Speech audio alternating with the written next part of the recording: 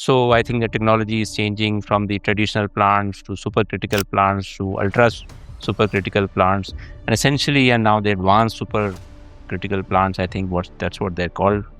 Basically, the technology is improving to reduce the emissions. However, that is still, even a supercritical or advanced supercritical plant would still have emissions, which would be maybe 20 times that of a solar plant, which is only 4 years from now.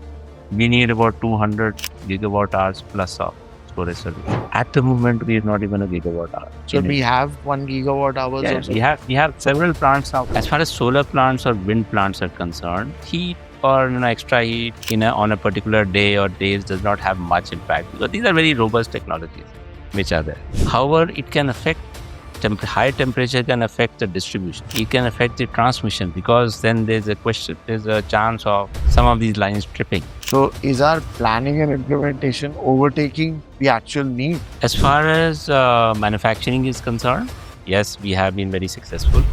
We already have, I think 4 years ago, we were at 18 gigawatt of solar module capacity. Today, we stand at about 200 gigawatt. But reverse bidding has another problem. Because of this excessive competition, solar will not have that much of a problem. Reverse bidding quantities that we still swear by it. In bids, we withdrew. Your success is that much. Occasionally one newspaper will report and then it's over, then you're gone. You go to another posting and do something else. There's a string of people who keep contributing. And unlike in the corporate sector, where the person who's contributing gets his share of fame and everything, you don't get it in the services. So the motivation to continue to do good is possibly slightly lesser in the government sector. Do you agree with that? I don't agree with that at all. I think government, especially IAS, for example, gives us the opportunity to try new things every couple of years, because you get new assignments and often get into assignments in sectors that you've never. Excellent. So that is lovely. So it was lovely talking to you, Mr. Bhalla, and especially the fact that you're kind of advocating that MBA should join the government. And it's a managerial position, and it's a very important one, and the government puts so much of responsibility on the manager who manages a ministry or a district. So all that is something that a specialist or a generalist can do. It's just that you have to have an open mind. You should know how to task people. You should know how to collate and identify. So that's extremely good stuff we got from you. Today, on the 6th episode of the podcast Risk and Resilience for Policy Perspectives Foundation, we are joined by Mr. Bhupinder Bhalla, IAS officer of the 1990 batch, who has recently retired. So he's a boy from Delhi who got education in Delhi and then went on to college in Delhi University in Sri Ram College of Commerce. Then he went to IIM Bangalore, one of the few IIMs in the government services. And then he joined the IAS in the 1990 batch. He got the Union Territory cadre. And as part of the Union Territory cadre, he served in Delhi, Daman and Diu, Goa, and several postings in Government of India. He also served in the US in the Indian Embassy in Washington, D.C. So he's worked long years of experience in the Commerce Ministry, in the Finance Ministry, and finally he retired as Secretary of Ministry of Renewable Energy. So he has had an excellent career, and his original academic background of commerce and eventually a management graduate, I'm sure he will tell us how he managed to turn all that into work within the government. So thank you, Mr. Bhalla, for joining us. Thank you, Safi. It's a pleasure to be here. So we must start with that question, that you were one of the few IIM graduates who joined the government. Most of them go into the private sector and make a lot of money, but you gave up all that money to join the government. What was the motivation? To do something for the for the public, for the society. I was well entrenched in the private sector. I worked for 3 years in the private sector in corporate finance, and it's only then that I decided to jump in. Earlier, I didn't want to sit for the examination at all, but it was one motivated. I got motivated by speech by an ex-IAS officer, and in one of our alumni meetings, and he used to be on the board of our governors also. in IIM Bangalore. And when he explained his journey into the IAS and how he helped the society, it is then they decided, oh, this seems to be another way of doing something different. And I was not, money was not the criteria, of course. So So that's you only. feel you've had a satisfying career? I have had a excellent career. I mean, you look at it, there are ups and downs. You always, something you really like, something you hate. But overall, if you see the journey, it has been very satisfying because you So are you able to create and initiate and then finally actualize any policy in the government tenures that you've had?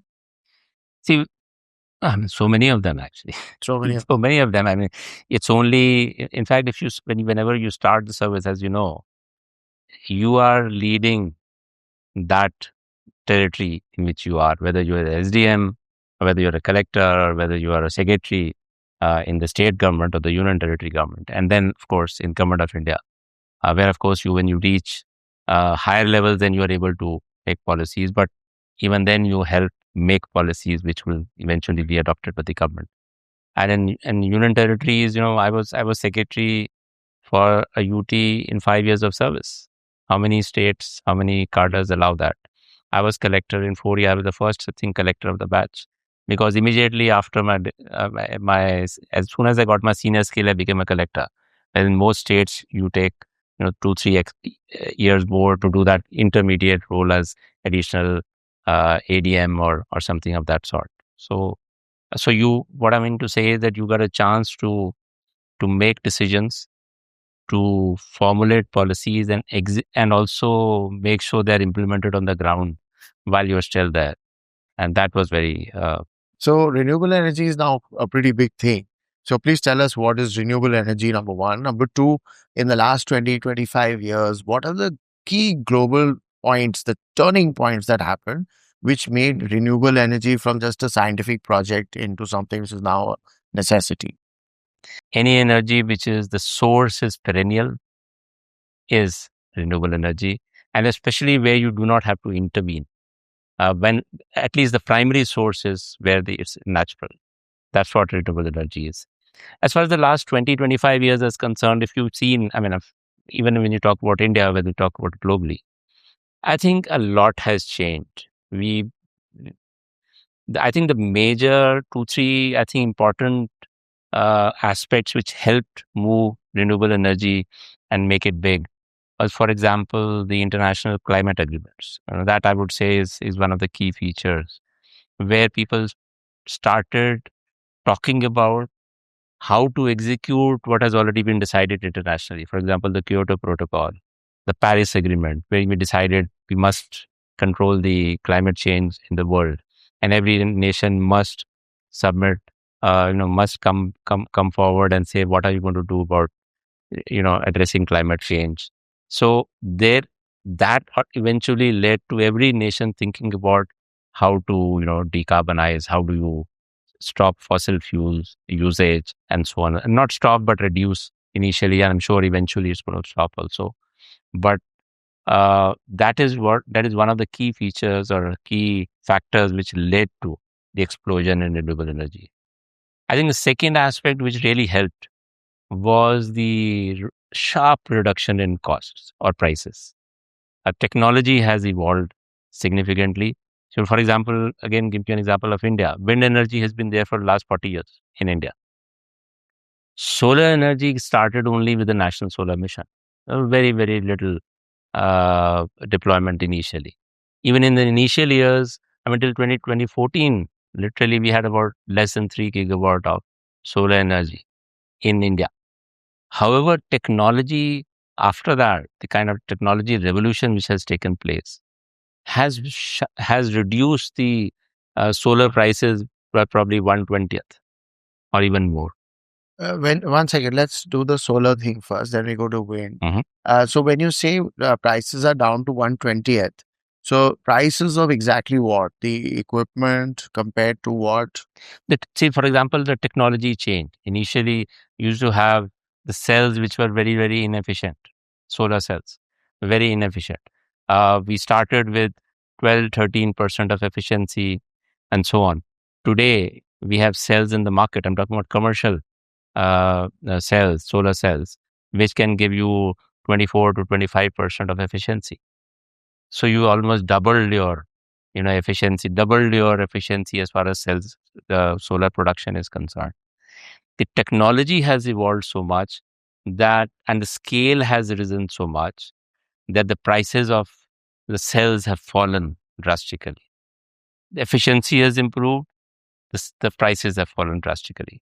In Okay. fact, in India, we achieved cost parity in 2017, almost 10 years ago, Cost parity with which means thermal. thermal cost of production versus renewable cost of production. So we achieved in 2017. So when you achieve a parity, initially, of course, the costs were very high and the deployment was low. The technology changed, the technology improved significantly, because of which the scale could be enhanced. The prices came down, and accordingly, the cost per unit fell significantly, and therefore we achieved parity. Now we are much lower than even the thermal price. So it is said that the cost for 1 megawatt of thermal versus 1 megawatt of solar, there. I mean, you said it's achieved parity, but the amount of land that is required for a solar project, the amount of water that is required for a solar project, are these things also taken into the maths? Land, for example, yes, in solar, for a solar plant at currently, you need about 4 to 4.5 acres of land per megawatt of solar. That's essentially because you really cannot stack modules like in a vertical form. You have to spread them out because you want to maximize the energy that solar, the sunshine that you want to convert it into energy form. So you have to spread them out. It has to be a little inclination. So it has to be an inclined form so that you can receive the maximum energy. So you have to spread it out. Then you need spacing. You need, spacing. You need movement. You need the cleaning aspects. So therefore, you need about 4.5 acres of land for per megawatt. A thermal plant can, it's just a plant, right? It's like a factory. So you can set it up in a couple of few acres of land, a very big unit to that. But I mean, land wise, yes, it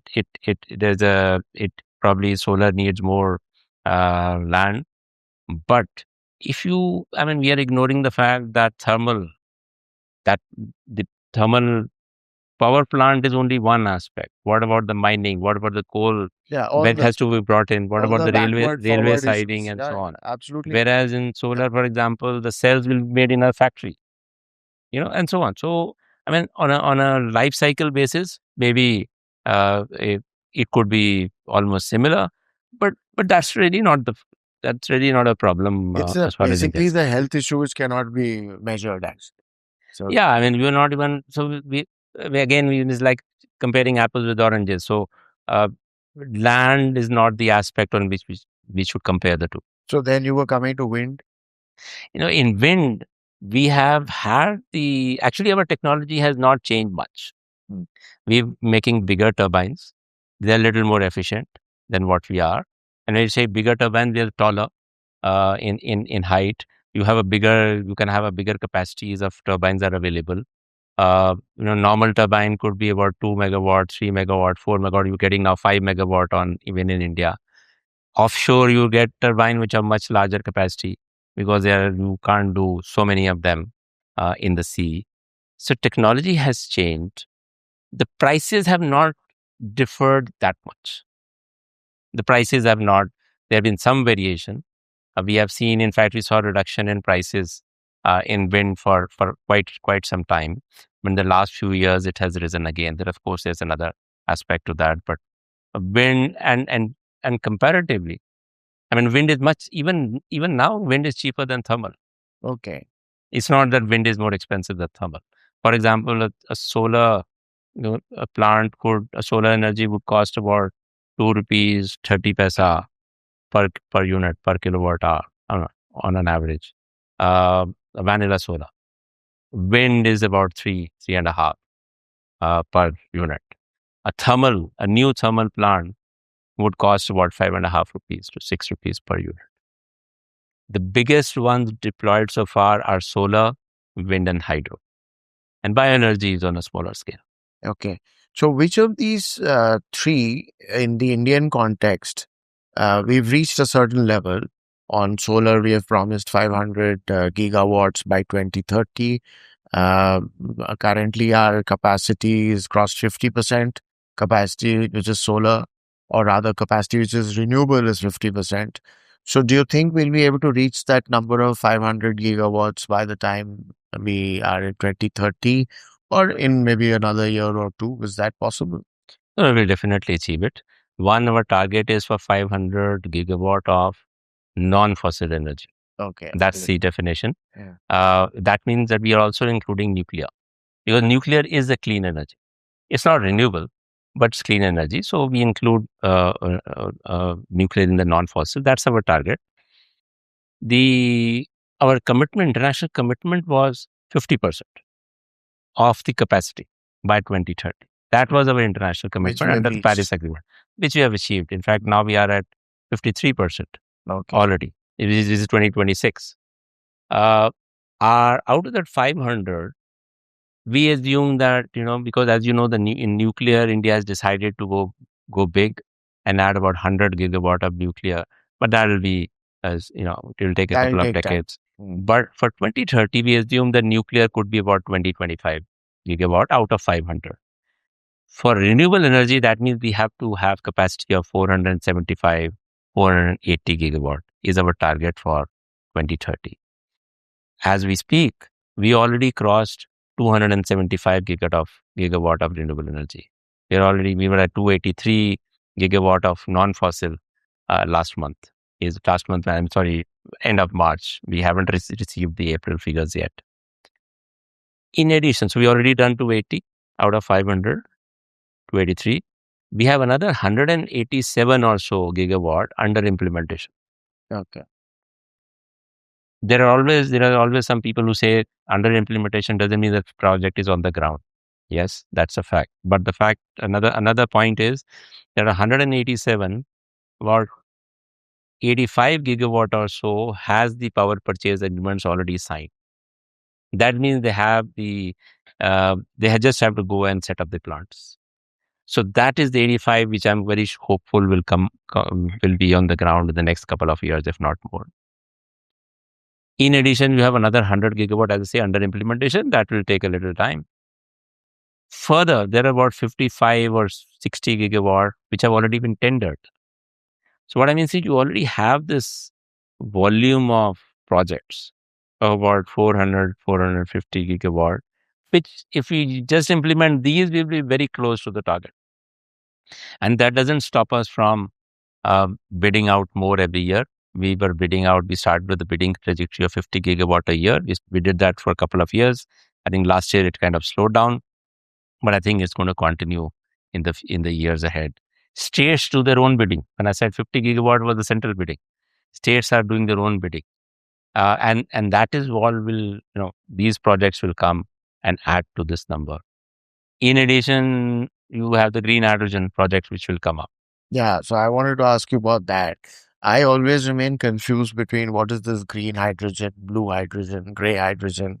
So can you just explain it for our viewers? And what are these three things? And what is the economics? What is the future of these three? How does it help us? Hydrogen, as you know, is a gas which is used very, very predominantly in many industries. It's a input for many of the things we produce. About 95% of hydrogen usage is in refining and fertilizers.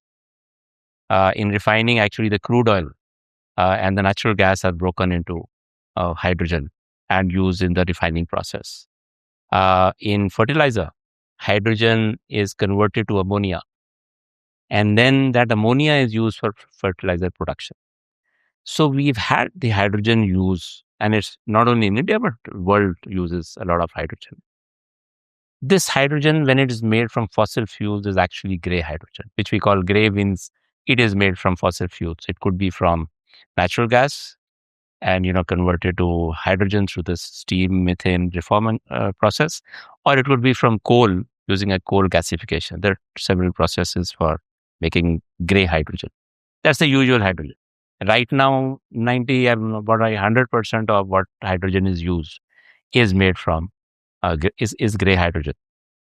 But then you have something called blue hydrogen. Blue hydrogen is something that you have for a gray hydrogen actually emits about 12 kilograms of CO2 per kilogram of hydrogen that you produce. That's the kind of emissions which it has. Blue hydrogen is if you capture these emissions, CO2, and reduce the emissions, then it's called blue hydrogen. So it's basically using fossil fuels to make gray hydrogen. So it's a gray hydrogen. Then you reduce the CO2, bring down those emission level, and then it's called blue hydrogen.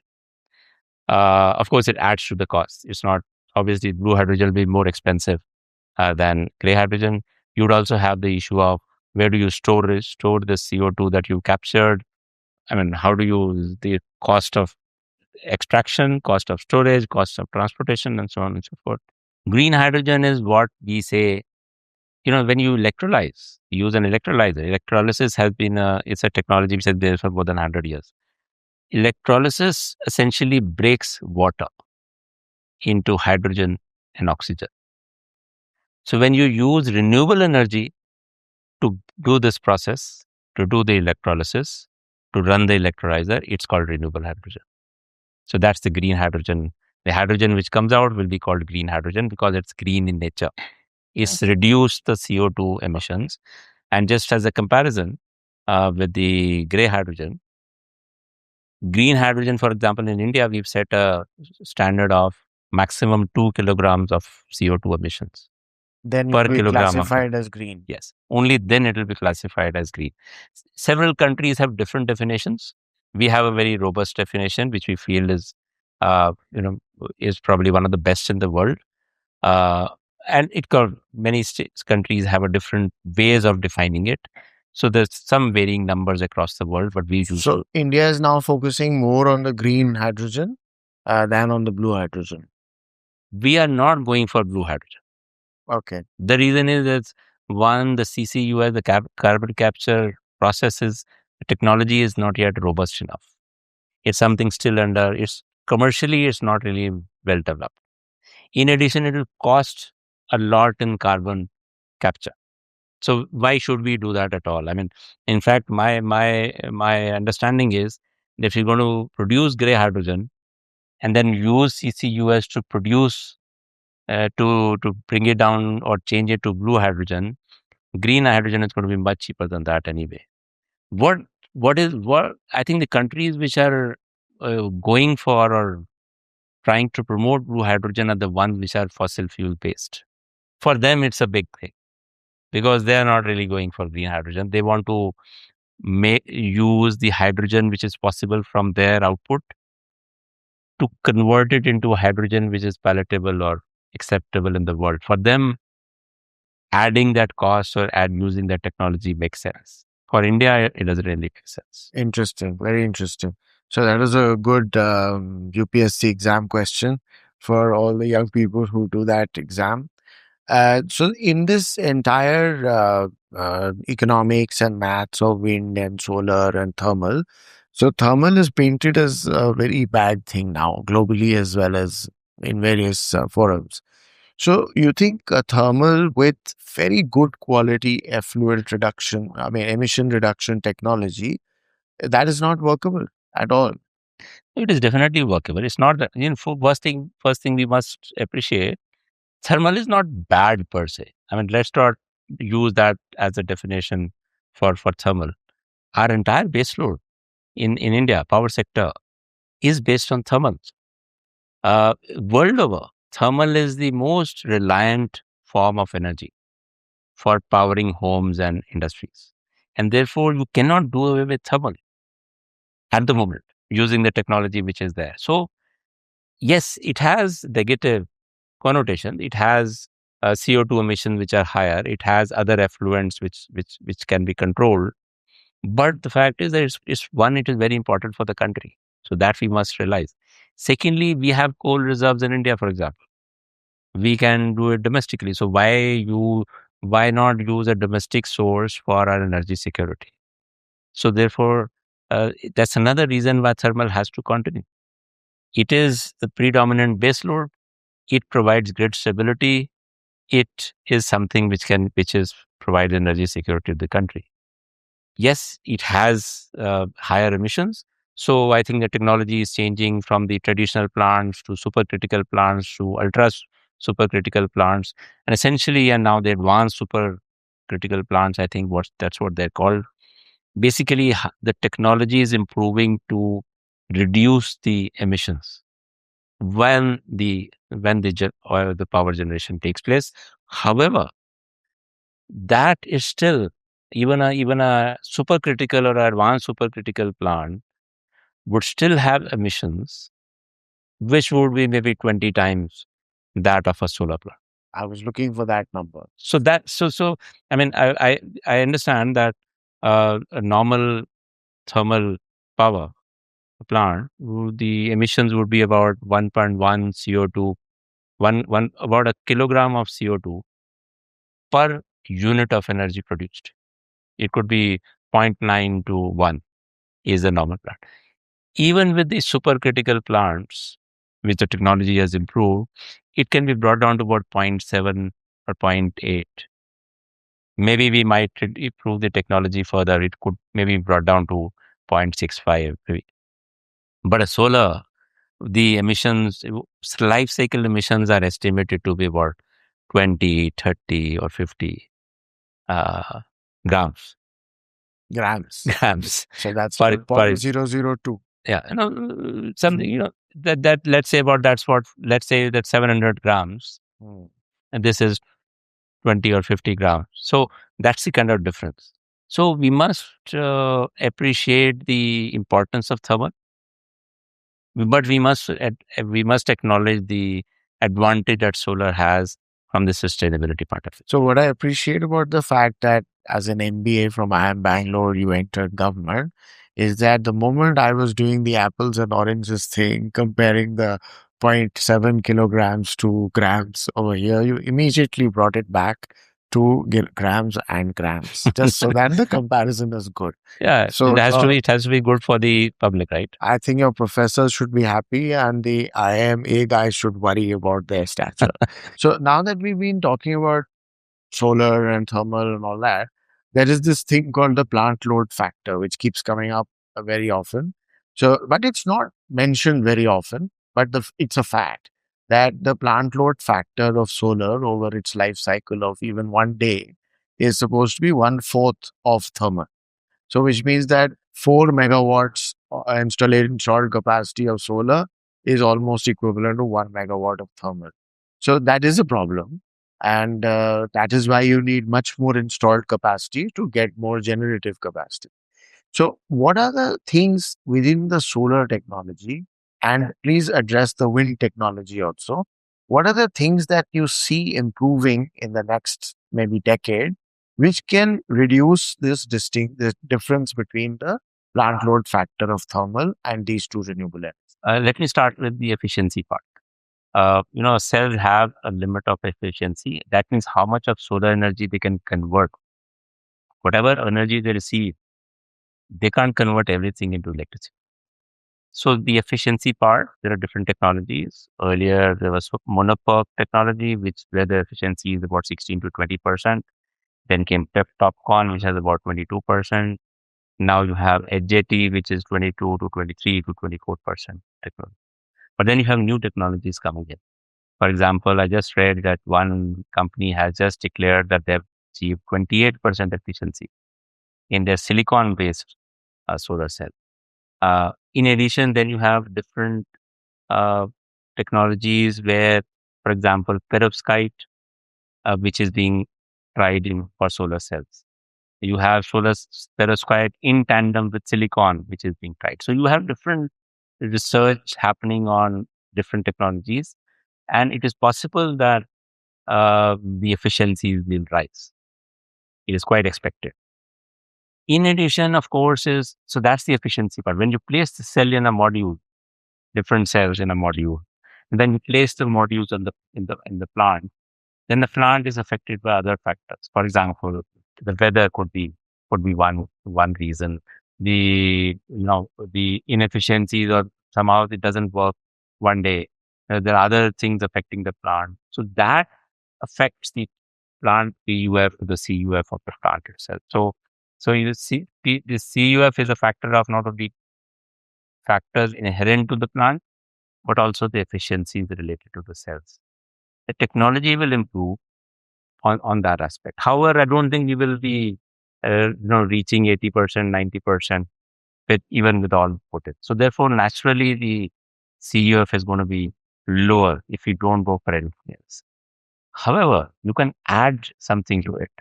Solar is in the daytime, right from the morning. Actually, you can start generating at 6:30 a.m. in the morning. Peak starts at around 8:30, 9 in the morning, till about 3 or 4 in the afternoon. Then it starts slowing down when the sun sets. Then the energy production stops. Can we store that energy, the solar that we produce in the daytime, in the peak time, and keep it aside? And in the evening, when the plant is not running or the solar is not being produced, solar energy, can we use then transmit that energy into the grid? And that's the output we can do. So you can add battery, you can add storage to So, what is storage the solution. current state of technology of these batteries which can store solar Storage energy? system is something which is just, batteries are being used with EVs, for example. But however, for utility scale electricity, you need much bigger batteries. You need a different kind of chemistry, because what you want is not the weight. For example, EVs, we want the batteries to be light. However, in utility scale, which are going to be in the plant, the weight does not matter. However, what matters to me is quick ramping up and down if I want. If somehow I have to start the storage, use the electricity from the storage and feed it to the grid, it should ramp up and down very quickly. It should also, the number of cycles it can run can vary. So there's different factors in which we look at storage. This technology is largely imported up. I mean, we started the deployment of storage. The Central Electricity Authority has estimated that we may need about 230 gigawatt hours of storage in the country by 2031 or so. Even by 2030, which is only 4 years from now, we need about 200 gigawatt hours plus of storage solution. At the moment, we are not even a gigawatt hour. So, in it. we have 1 gigawatt hours Yeah, of we have several plants now coming on. What kind of solutions are those? Basically, it's storage. It's basically batteries, utility scale batteries, and linked to the solar or the wind, the plant. Extra energy is stored in the batteries, and in the evening and off peak hours, in the evening non-solar hours, and that energy is used to So, transmit. their efficiency is not very good right now, those batteries. It is not that. It is not very So, high. where in the world has this battery technology developed much better? No, battery technology. The technology is not the issue, because the point is the scale that we need. The cost of battery is the issue. Now, in the last year and a half, 3 years ago, 3.5 years ago, battery, using battery was very, very prohibitive in addition to solar. But now you have the recent bids that we've had through SECI, Solar Energy Corporation, and many of the state utilities. We have got stored solar plus battery at a cost of about 3 rupees, 3.5. Okay. So, With 2 hours, and I'm not saying 24 hours, it's not like for 10 hours of battery, but 2 hours of peak hour or 4 hour of peak hour supply, which is what they're looking for. You are getting about 3.5 rupees per unit of the solution. And even when you take the entire cost of morning till evening, if you look at an average cost, it will be much lower than even thermal. So we are getting to a level where the cost reduction has taken place because of these scale up in battery solutions. Second aspect of this is, of course, we'll have to manufacture these batteries. Right now, we are very import dependent, but government has a policy of has an incentive scheme for PLI for batteries, which has been implemented and is being implemented. We hope to get that 50 gigawatt or so of production manufacturing facilities in the country. So one related question that in the time when I was working in disaster management, there was always this question of resilience of energy infrastructure to heat. So heat is one of India's largest problems.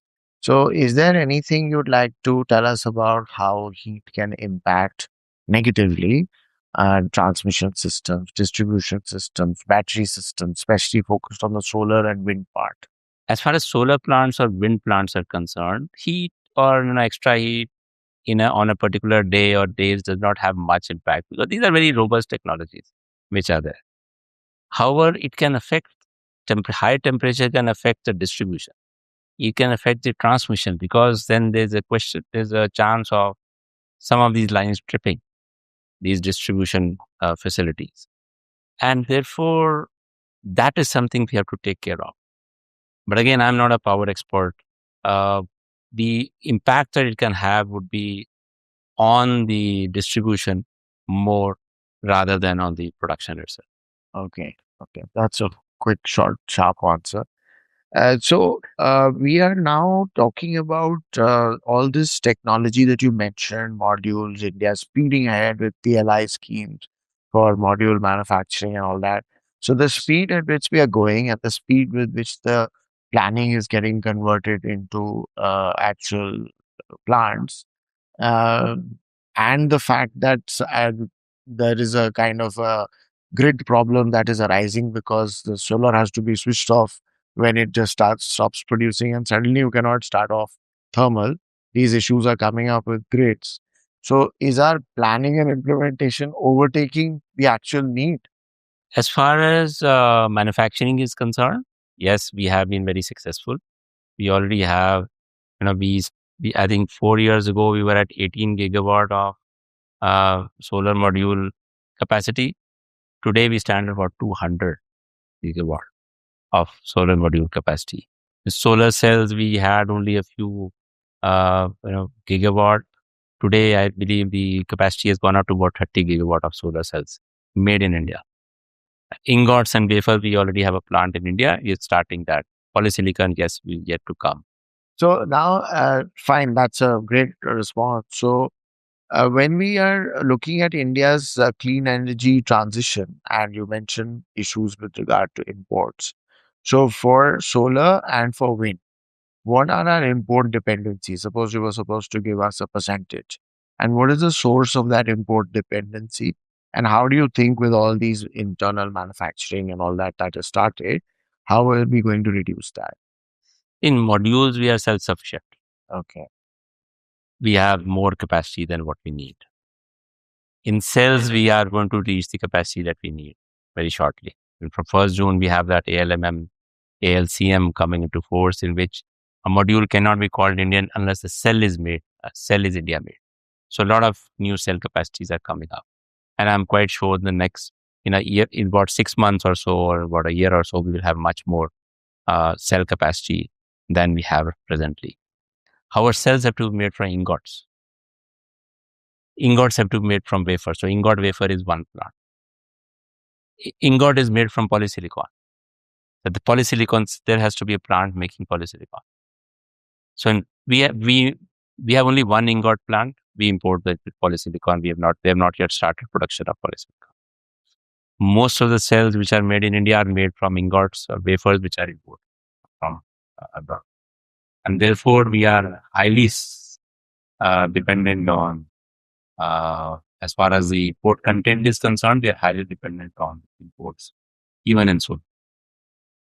However, in wind, we are been self-sufficient for a long time. I mean, I would say about, in a percentage term, I would say 70 to 80% is we are self-sufficient. We still have about 10 to 20% of components or value, which I would say is import driven. However, some companies, Indian companies have more than 90% of it. That's So it's very so wind we are largely self-sufficient. Solar we are still not self-sufficient. We may be making the module, but the essential component, the cell, or cell is made from wafer, and wafer is largely imported. Therefore, obviously, in percentage term, we are very high risk prone as far as Scuda is concerned. So on the other, for example, batteries, we are highly import dependent. Very few manufacturing facilities in the country. They're coming up. The kind of scale that we need, the need that we have, I'm quite sure that the production facility manufacturing will back up in the country. But we have a long way to go because we have a huge requirement of batteries. Lastly, I would say just to add electrolyzer, for example, green hydrogen. Electrolyzer is something which we want to manufacture in India. We at the moment, there's only one facility manufacturing, a couple of facilities manufacturing electrolyzers in India on a scale that we want.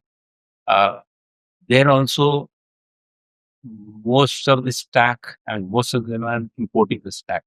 Stack is the main the heart of an electrolyzer, which has a membrane and it basically allows the splitting of the hydrogen to, I like water to hydrogen and oxygen. The main heart of the electrolyzer is still important. We have companies making stack in India now. That's it. On a separate level, we have companies. However, I think on a overall basis, we are still highly import dependent as far as green hydrogen is concerned. Therefore, if you look at many of these other factors, if you look at wind, you need permanent magnet generators in wind turbines. In electrolyzers, you need some critical metals which are required for the electrolyzer. In batteries, of course, there's several chemicals and lithium, for example, where you need to import, and many other chemicals. So, as far as critical minerals is concerned, we still are very, very import dependent, even across these sources of things. But something is again a work in progress, and I think some is run. so a related question that China is supposed to be building solar at beyond scale, and there was some metric that came out recently that they have increased solar capacity as much as what the world did in the entire lifespan. So suppose that is correct, because very often China exaggerates its numbers. Suppose that is correct. How are they exactly doing it? They've got this entire downstream manufacturing all set up. They have, but they're also very export dependent. So what happens is they have manufacturing at scale. In fact, let me give you a number. I think 90% of we are now the number 2 module manufacturer, solar module manufacturer in the world. How much do we have? We have about 200. China has more than 1,000. They're adding 3 to 400 sometimes more. That's what the number must be. Yeah. However, in cells, and they have more than 90%. In wafers, they have 97% of the world capacity based in China. In polysilicon, it's a little better if it gets equal 85%. So, what I mean is they have a predominant share of the world capacity. Because that's the model they have. But however, they're not using entire. They are supplying the copper. And that is why the price volatility which happens is something that we have to worry about, because since they are the major player in the world, it's not only India which is affected, but also the other countries as well. And in fact, I must share that all countries are excited about India becoming an alternate supplier, as far as supply chains concerned in development, especially solar. So the very good distinction you made between import dependent and export dependent, that if nobody buys your exports and people develop alternatives, or different similar kind of capacities, then they will have a problem. China is also using it. It's not that China does not use it, done, but they are the predominant value of what they produce is good. So then we come towards the end, towards the last two, three questions. A very interesting new concept of actually pricing was created when reverse bidding came into the concept. So reverse bidding, a lot of very, very low tariffs were received and they tendered and then finalized. But there is a new term now called the winner's curse. So what is this all about? Can you brief us? Essentially, people in the competitive process. See, if it's only a single bid processor, then you put in a one bid and you forget about it. If you bid, you win. Here, what happens is once you have been shortlisted, you are in a band after bidding, which falls within a particular band, and you are then eligible to go for reverse bidding. Otherwise, you're out. And the reverse bidding, you start with the number and you can bid a smaller number. So everybody who's been shortlisted is allowed to then bid for a smaller number if you want to bid that bid. And I think in the heat of the competition, many companies forego, economic wisdom and try to use that opportunity to win the bid because maybe they are not focused too much on the profit. Maybe their goal at the moment is achieving scale. Maybe they have a strategic goal of acquiring assets, building them, and then leaving it. A lot of people do that as well. So you have this tendency of bidding very, very low. And this has happened.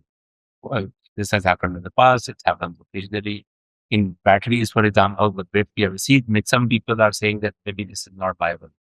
But companies that you talk to, and they say, no, we know our numbers. So you have this. Often it happens, not every time. Sometimes it happens. Question is that you bid a number that you're not comfortable at that moment, then maybe you will not implement it at all. Maybe you just forego your security deposit and say, okay, I'm not going to do it after. But point is that the country has lost time. Somebody has lost the opportunity. So you lost 1 year, 1.5 years when till the rebidding takes place. And by that time, somebody else who was interested is not interested now anymore. So, that's something which is not very good. But reverse bidding has another problem. Because of this excessive competition, solar will not have that much of a problem. Reverse bidding continues and we still swear by it. In wind bids, prices. However, in the wind sector, we had a different model of doing the projects earlier. Then we started competitive bidding. And then with the success of reverse bidding in solar, we introduced reverse bidding in wind sector as well. However, we found after a couple of years that actually it led to bleeding of the developers and the OEMs. And the prices that we came to were totally unviable. And because of it, somebody would win the bid, however the projects were not being executed. And actually literally brought the wind sector to a standstill, the development of it. And 3 years ago, we realized, and this was after discussion with the industry, we had to cancel the reverse bidding in wind. Now it's no longer reverse bidding. Because we felt that the reverse bidding is causing prices which are totally unviable. In fact, after that, prices have gone up a little bit. That's why there's a difference between solar at around 220, 230 to wind, which is about 3 rupees, 20 paisa, 3 rupees, 30 paisa, so on. So forth. But I think it's something which has to happen because wind is more expensive from the cost part. So you've told us so much about wind and solar and all your experience more on the policy side. On the practical side, when you were serving in your time, wherever you were serving, was there anything in regards renewable energy that you can tell us about? In fact, very incidentally, and this is something much before my secretary MNRE experience, when I was administrator Daman and Diu in 2012 to 2014, at that time I started the project of solarizing Diu. Diu is one of the districts of Daman and Diu. I used to be collector Diu 30 years ago. So I wanted to, it's a very small district. and it has a requirement of less than 10 megawatt. I think what 6 or 7 megawatt was the requirement at that time. I started the project of setting up a solar plant in Diu. And we actually we started the process. I think it was through NTPC or some public sector institution. And I'm very happy. I was very happy to note that after I had moved on to other, the other territories and government of India, the project actually came online, and Diu became the first district to run on renewable energy. Okay. And that's something which I found later when I was secretary MNRE. I found it very satisfying that I started that project. Yeah, but typically in government, you're not allowed to go and beat your chest and say, "Maine ye kiya, maine ye kiya." Yeah, but it's okay. I mean, I know I did it, Yeah. so I'm very happy. And people who were there who at that time, with me in the team, know that I started it. So tell me one thing, connecting to your management academic background and the service you have done. You don't get to tom-tom your successes that much. Occasionally, one newspaper will report, and then it's over. Then you're gone. You go to another posting and do something else. There's a string of people who keep contributing. And unlike in the corporate sector, where the person who's contributing gets his share of fame and everything, you don't get it in the services. So the motivation to continue to do good is possibly slightly lesser in the government sector. Do you agree with that? I don't agree with that at all. I mean, actually, I think government, especially IAS, for example, gives us the opportunity to try new things every couple of years because you get new assignments and often get into assignments in sectors that you've never worked in. In my lifetime, in my career, I don't think I've worked in all the sectors that the government, actually is engaged in. So as long as you want to do something different in whichever work that you are assigned, that is something which I find very useful. And I've always tried to engage myself and try to do something within the time of my assignment and within my abilities as well. I think many people try to, look at it as a stopgap arrangement of moving on to another something different. I've always looked at it from this is my assignment. Let me see what I can do in this time.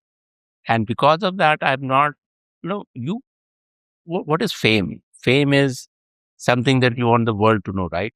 But if you are doing well in whichever sector you are, whichever even small union territories, people recognize your achievement. People recognize your contribution. I was in Andaman in till 2012 before I moved to Daman and Diu. Let me even not talk about Daman and Diu. I was in Andaman for 1 year in 2012. Today is 2026. People still remember what I did in Andamans in that 1 year in education, in health, and in IT. So, it depends on, and I'm very happy with that itself. That people, the world may not know it, but this ability to recognize your contribution and be happy with it is what keeps you alive and keeps you motivated to The personal satisfaction that you get, the quiet personal satisfaction. Absolutely. I think the personal satisfaction is something which keeps you going, and that has always kept me going. And how do you react to that debate of the generalist versus the specialist? Like you were not a solar scientist, you were an engineer by I'm not an engineer at all. Commerce. So you worked in solar and wind, and you understood all this technology and everything. So do you think there should have been a specialist in your position? Not necessarily. And in fact, point is that there should be somebody who's willing to understand the sector. At my level, at secretary level, for example, you don't need to know the science. What you need to know is the importance of the science somebody else knows. If you need to know who do you approach to get the help, to get more information about something which is going to affect the sector. And as long as you have that ability of identifying sources which can give you the information, but you have the ability, or you should have the ability, of then looking at all this information and understanding what is more important, and then also executing and planning something. So what you need is more managerial skill Very well. than the specialized knowledge of a particular, technology, for example. I didn't know ABC of green hydrogen when I joined MNRE, and I'm supposed to be the architect of, I'm called from the bureaucracy side, I am the architect of National Green Hydrogen Mission. So, but that didn't come easily. You have to learn quite a bit. But the point is that the technology or the technical material which is there available, you need to understand, you need to learn, to go back to books and study and understand what the chemistry is of something related to your job. And then but you need to, more important is getting people together, putting them in a team, having targets, and achieving those targets. And I think that is something which a generalist can also do. Would be more I would say skilled to do than a specialist. But of course, specialists are important. I'm not saying that specialists are not important. For example, if I had done electrical engineering, if I was an engineer by in my previous life, and I came into the IAS and I became secretary MNR, I would have been easier for me to learn the electricity part of it. It became a little more difficult, but it's something which is not impossible. Excellent. So that is lovely. So it was lovely talking to you, Mr. Bhalla, and especially the fact that you're kind of advocating that MBA should join the government. And it's a managerial position, and it's a very important one. And the government puts so much of responsibility on the manager who manages a ministry or a district. So all that is something that a specialist or a generalist can do. It's just that you have to have an open mind. You should know how to task people. You should know how to collate and identify. So that's extremely good stuff we got from you. So thank you so much for everybody who listening to Mr. Bhalla. And we hope 2030 shows down the road he'll come back and tell us something more. Thank you. Thank you so much. It's a pleasure.